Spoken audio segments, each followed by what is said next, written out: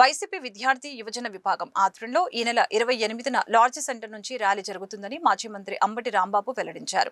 YCP జిల్లా కార్యాలయంలో సోమవారం ర్యాలీకి సంబంధించిన పోస్టర్లను విద్యార్థి నాయకులతో కలిసి అంబటి ఆవిష్కరించారు. డిఎస్సీలో అక్రమాలు, నీట్ పేపర్ లీకేజీ ఉద్యమానికి సంఘీభావంగా ఈ ర్యాలీలు రాష్ట్ర వ్యాప్తంగా జరుగుతున్నాయని అన్నారు.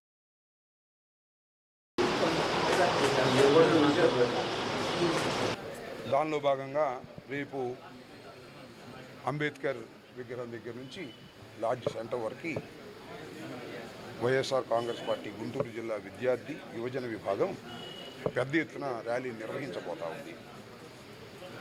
దీనికి ప్రధానమైనటువంటి కారణం, డిమాండ్ ఏంటంటే డిఎస్సిలో విపరీతమైన స్కామ్ జరిగింది. దాని మీద సిబిఐ విచారణ వేయాలని డిమాండ్ చేయడం ఒకటి. రెండవది, నీటి అక్రమాలపై విద్యార్థులు చేసిన ఆందోళనకి సంఘీభావాన్ని ప్రకటించడం కూడా దీనిలో ప్రధానమైన భాగం. అదేవిధంగా ఫీజు రీఎంబర్స్మెంట్ కానీ, వసతి దీవెన బకాయిలు ఇంతవరకు చెల్లించలేదు, వాటిని తక్షణమే చెల్లించాలి. ఇచ్చిన హామీ ఏదైతే ఉందో నిరుద్యోగ భృతి ఇస్తానని చంద్రబాబు నాయుడు గారు చెప్పారు. మేనిఫెస్టోలో కూడా పొందుపరిచారు. ఒక్కరికి కూడా నిరుద్యోగ భృతి ఇవ్వలేదు. దాన్ని కూడా నిరుద్యోగ భృతి ఇవ్వాలి అని డిమాండ్ చేస్తూ ఈ ర్యాలీ నిర్వహించడం జరుగుతుంది.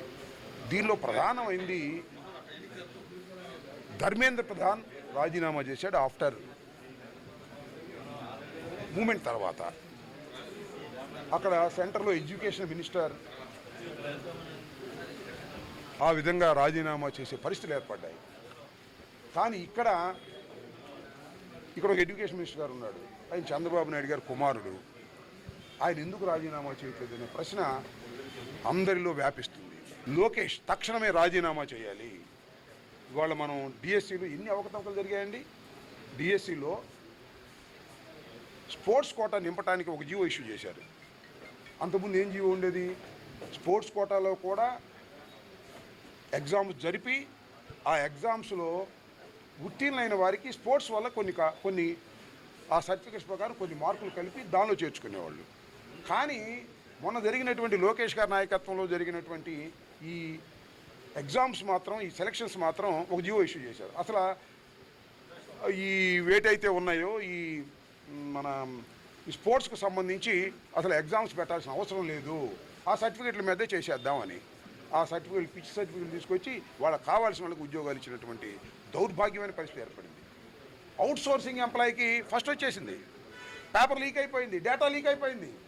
ఇన్ని అవకతవకలు జరిగినటువంటి ఈ రాష్ట్రంలో ఎడ్యుకేషన్ మినిస్టర్ గారు మాత్రం కాళ్ళ మీద కాలేసి కూర్చుంటాడు, మాట్లాడు, ఓరు మెదపడు అంతే.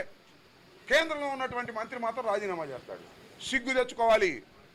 ఈ రాష్ట్రంలో ఉన్నటువంటి ఎడ్యుకేషన్ మినిస్టర్ లోకేష్ సిగ్గు తెచ్చుకొని రాజీనామా చేసి నైతిక విలువలకు ప్రాధాన్యత ఇవ్వాలనేటువంటిది ప్రధానమైన డిమాండ్గా రేపు కాబోతుంది రాష్ట్ర వ్యాప్తంగా అని కూడా మనం చేస్తున్నాం.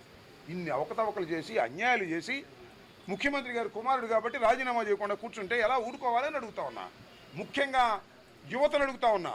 ఇలాంటి అన్యాయాలు, అక్రమాలు జరుగుతున్నప్పుడు మీరు తప్పనిసరిగా మేల్కొనాలి, డిమాండ్ చేయాలి. అతను రాజీనామా చేసేంతవరకు పోరాటం చేయవలసినటువంటి బాధ్యత not only YSR Congress party, ఈ రాష్ట్రంలో ఉన్నటువంటి యువతకి, నిరుద్యోగులకి ఉందని కూడా ఈ సందర్భంగా గుర్తు చేస్తున్నారు.